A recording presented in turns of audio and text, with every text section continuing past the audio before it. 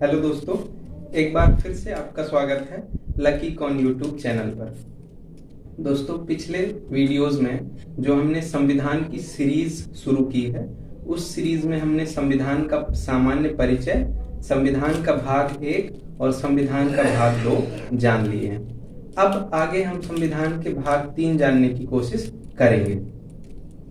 तो एक बार मेरे साथ फटाक से अपन 1 मिनट में रिवाइज कर लेते हैं सारे अनुच्छेद, क्योंकि इस सीरीज का जो उद्देश्य है वो ये है कि हर जागरूक नागरिक, हर विद्यार्थी, सबको जितने भी संविधान की मूल बातें हैं, जितने अनुच्छेद हैं, वो उंगलियों में याद होने चाहिए। तो एक बार मेरे साथ आप फटाक से रिवीजन कर लीजिए, मैं बोलते जाऊंगा, हो सके तो आप भी बोलते चलें या अपने मन में ध्यान करते चलें। तो पहले अनुच्छेद से देखते हैं। सबसे पहला अनुच्छेद जो हमने पढ़ा था, 1 मिनट में फटाफट देख लेते हैं। सबसे पहला अनुच्छेद है भारत राज्यों का संघ होगा। जो दूसरा अनुच्छेद है उसका नाम है कि संसद को शक्ति दी जाती है कि बाहरी क्षेत्रों को अपने देश में मिला ले। अनुच्छेद 3 जो है दोस्तों, उसमें देश के भीतर के राज्यों को व्यवस्थित करने की बात कही गई है, और 4 में राष्ट्रपति के लिए लिखा गया है कि साइन करेंगे ही। अनुच्छेद 5 भाग 2 शुरू होता है यहाँ से, नागरिकता।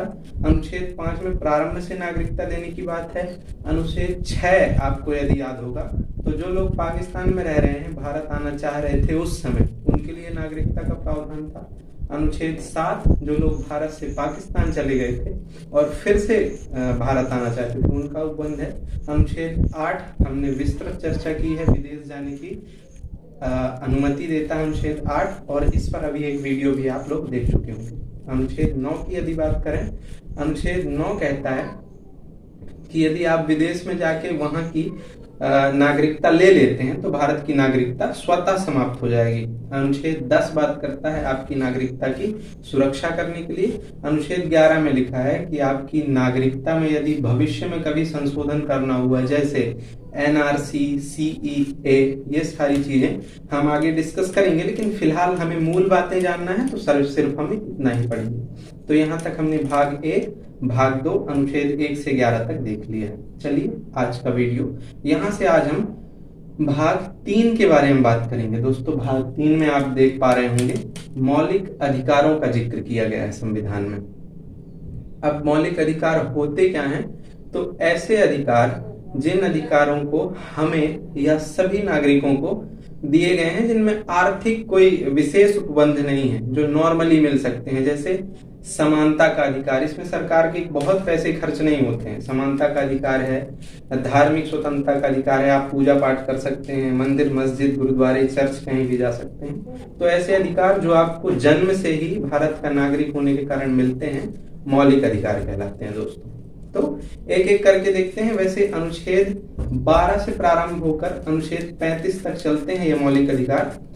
अब जो मूल अधिकार है वो आप सब लोग जानते हैं, आपको कहीं भी आसानी से गूगल में मिल जाएगा, कहीं भी मिल जाएगा, आपको किताबों में एक सूची मिल जाती है 6 मौलिक अधिकारों की। लेकिन जो हमारे पढ़ने पढ़ाने का तरीका है, थोड़ा सा दोस्तों अलग तरीके से पढ़ेंगे। मैं एक एक करके आपको बताते चलूंगा सारे अनुच्छेद, आप खुद सूची बनाएंगे और दूसरों को बताएंगे भी। तो चलिए दोस्तों शुरू करते हैं अनुच्छेद 12 से। अनुच्छेद 12 शुरू होने से पहले जितने अधिकार हमें मिलेंगे, कौन देगा, इसके बारे में बताता है। हमें सारे अधिकार देगा राज्य। तो सबसे पहले हम जानेंगे राज्य क्या होता है। दोस्तों, अभी तक आप जानते होंगे कि राज्य केवल मध्य प्रदेश, उत्तर प्रदेश, बिहार, गुजरात, तमिलनाडु, ये सारे राज्य कहलाते हैं। लेकिन जिस राज्य की चर्चा हमारे संविधान में की गई है, वो राज्य इनसे थोड़ी अलग है दोस्तों। इस राज्य की परिभाषा में संविधान में लिखा है कि भारत की केंद्र सरकार, राज्यों की सरकार या सरकार से जुड़े कोई भी निकाय, जैसे हर राज्यों के जो पब्लिक सर्विस कमीशंस होते हैं, MP बोर्ड होता है, CBSE बोर्ड होता है, NCERT बोर्ड होता है, ये सारे निकाय, रेलवे अपने आप में एक राज्य है, स्टेट है। तो उस राज्य के बारे में अनुच्छेद 12 में बताया गया है। अनुच्छेद 12 एक बात और स्पष्ट करता है कि ये जो मौलिक अधिकार हैं, ये राज्य के खिलाफ मिल रहे हैं। इनको राज्यों के लिए नेगेटिव माना जाता है। क्यों?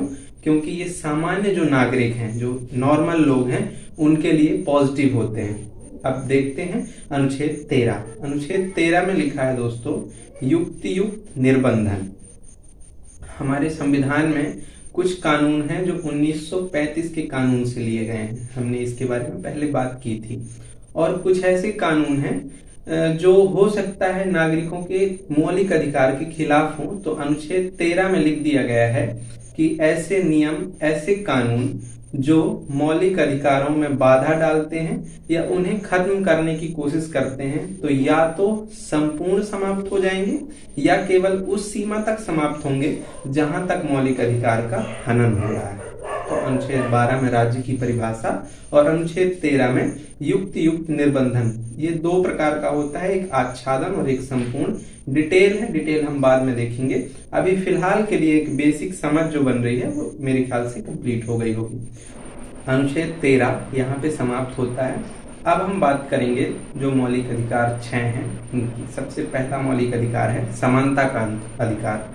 अनुच्छेद 14 में लिखा है दोस्तों, विधि के समक्ष समानता। कोई भी नागरिक, भारत का प्रत्येक नागरिक कानून के सामने बराबर है। दो बातें ली गई हैं। जो सबसे पहली बात है दोस्तों वो यूके से ली गई है, उसका मतलब है विधि के समक्ष समानता। भारत का प्रत्येक नागरिक विधि अर्थात कानून के सामने एकदम बराबर है। यदि आप भारत के अमीर क्लास के लोग हैं, गरीब क्लास के लोग हैं, किसी विशेष जाति से हैं, अल्पसंख्यक हैं, बहुसंख्यक है, इससे अनुच्छेद 14 बिल्कुल प्रभावित नहीं होता है। आप कानून के सामने एकदम बराबर हैं। इसके दो अपवाद हैं दोस्तों, एक राष्ट्रपति, दूसरा राज्यपाल। वो इसलिए रखा गया है क्योंकि यदि ये लोग कुछ गलत काम करते हैं और कानून इनको सजा दे देता है तो उनके पास विशेष अधिकार है, अभी हम आगे पढ़ेंगे, उस विशेष अधिकार से ये दोनों अपनी सजा को माफ कर सकते हैं। इसलिए इन्हें अपवाद स्वरूप इस अधिकार से बाहर कर दिया गया है। इनके साथ यदि इन पे कोई क्रिमिनल केस दर्ज होता है दोस्तों तो हो ही नहीं सकता है, ऐसा अभी हम आगे अच्छे से डिस्कस करेंगे। तो अब हम बात करेंगे जो दूसरी बात मैंने बताई अनुच्छेद 14 में ही लिखी है कि विधि का समान संरक्षण। अब बात करते हैं केसेस की, आरोप की। दो प्रकार से आरोप कोई भी करता है। एक तो पूरा प्लान बना के सोच समझ के कि हाँ मुझे ये आरोप करना ही है, ये गलत काम करना ही है। दूसरा होता है आवेश में आके, ऐसी परिस्थिति बन रही है, कोई ऐसा भाव विभोर वाला मामला है, इसमें ऐसी कोई परिस्थिति बनी, आपने आवेश में आके कोई गलत कदम उठा लिया, तो कानून यहाँ आपकी मदद करता है। आप दोनों ने, एक ने सोच समझकर प्लान बनाकर कोई गलत काम किया है, दूसरा आवेश में आके यदि कोई गलत काम कर बैठता है, तो दोनों को सजा जो होगी वो थोड़ा बहुत डिफरेंस लाता है। जो हमारा न्याय विभाग है उनकी सजा में थोड़ा बहुत सोच विचार करते हैं कि एक ने तो प्लान बना के किया है, तो 14 के दूसरे भाग जो है, दूसरा पार्ट है 14 के अंदर ही पहली बात में लिखा है विधि के समक्ष समानता, दूसरे भाग में लिखा है विधि का समान संरक्षण। अनुच्छेद 14 मेरे ख्याल से स्पष्ट हो गया होगा। अनुच्छेद 15 की ओर चलते हैं दोस्तों। अनुच्छेद 15 बताता है कि जाति, धर्म, लिंग, मूल स्थान, इन 4-5 चीजों के आधार पर कोई किसी से विभेद नहीं करेगा, अर्थात भेदभाव नहीं किया जाएगा।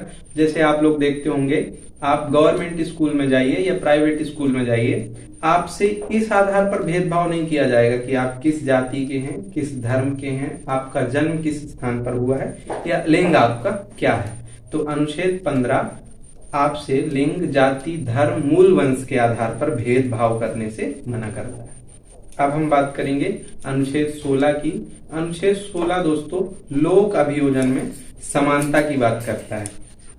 यदि पॉजिटिव डिस्क्रिमिनेशन करने की जरूरत पड़ रही है, यदि ऐसा लगता है कि हमें थोड़े बहुत आरक्षण की जरूरत है, तो सिर्फ दो चीज पे हो सकता है, या तो जाति पे आरक्षण दिया जा सकता है या भाषा पे आरक्षण दिया जाता है।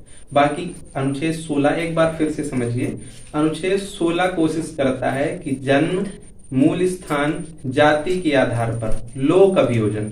लोक अभियोजन का मतलब बिल्कुल आसान भाषा में समझिए, सरकारी नौकरी, इस पे भेदभाव नहीं किया जाएगा।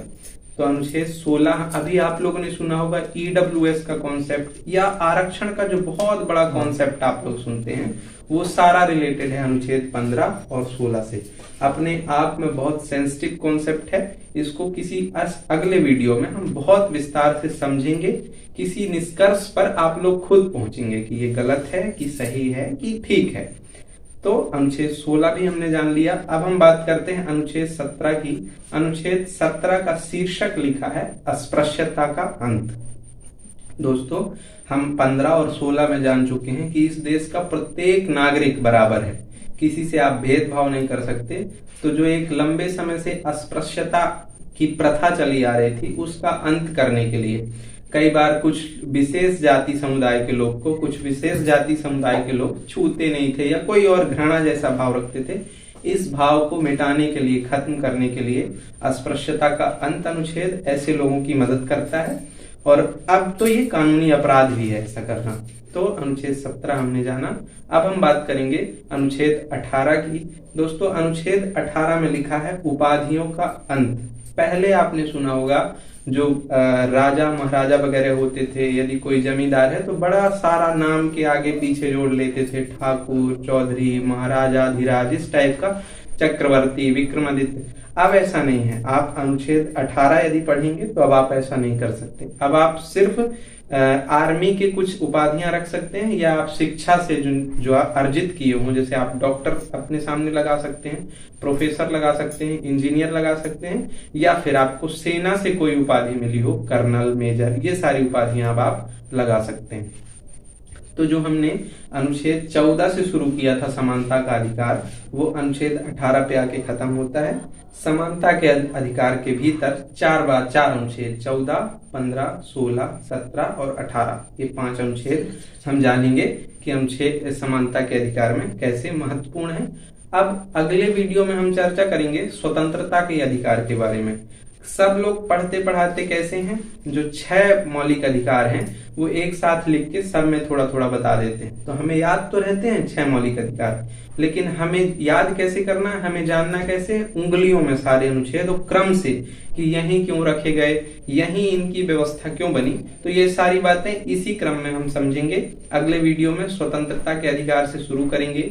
आशा करता हूं कि संविधान का भाग 1, भाग 2 और भाग 3 का ये वाला हिस्सा अनुच्छेद 18 तक आपको एकदम आसान भाषा में समझ में आया होगा। वीडियो देखने के लिए thank you. Like, share, subscribe.